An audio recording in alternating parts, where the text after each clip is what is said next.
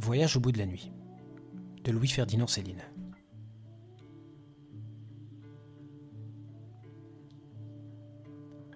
Et puis, nous nous mîmes à discourir sur les âges avec le curé. Nous avions, lui et moi, franchi la trentaine, d'assez loin déjà. Elle s'éloignait au passé, notre trentaine, sur des rives coriaces et pauvrement regrettées.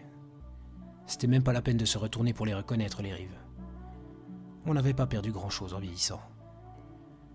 Il faut être bien vil après tout, concluai-je, pour regretter telle année plutôt que les autres. C'est avec entrain qu'on peut vieillir, nous autres, curés, et carrément encore. Hier était-il si drôle? Et l'autre année d'avant? Comment la trouviez-vous? Regretter quoi? Je vous le demande, la jeunesse? On n'en a pas eu, nous autres, de jeunesse. Ils rajeunissent, c'est vrai, plutôt du dedans, à mesure qu'ils avancent, les pauvres, et vers leur fin, pourvu qu'ils aient essayé de perdre en route tout le mensonge et la peur et l'ignoble envie d'obéir qu'on leur a donné en naissant. Ils sont en somme moins dégoûtants qu'au début.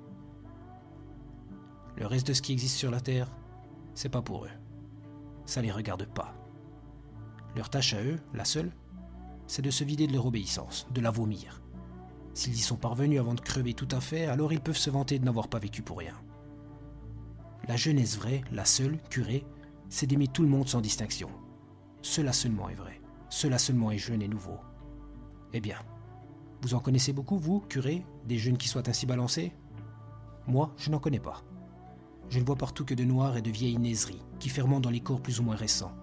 Et plus elles fermentent ces sordidités, et plus ça les tracasse les jeunes, et plus ils prétendent alors qu'ils sont formidablement jeunes. Mais c'est pas vrai, c'est du bourmou. Ils sont seulement jeunes à la façon des furoncles, à cause du pu qui leur fait mal en dedans et qui les gonfle.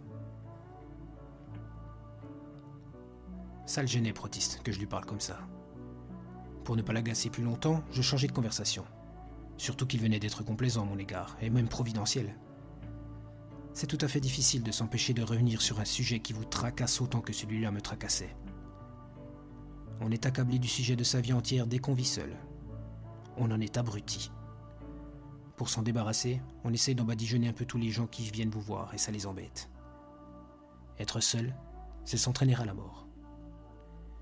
Il faudra mourir, que je lui dise encore, plus copieusement qu'un chien, et on mettra 1000 minutes à crever, et chaque minute sera neuve quand même et bordée d'assez d'angoisse pour vous faire oublier 1000 fois tout ce qu'on aurait pu avoir de plaisir à faire l'amour pendant 1000 ans auparavant. Le bonheur sur terre, ça serait de mourir avec plaisir, dans du plaisir.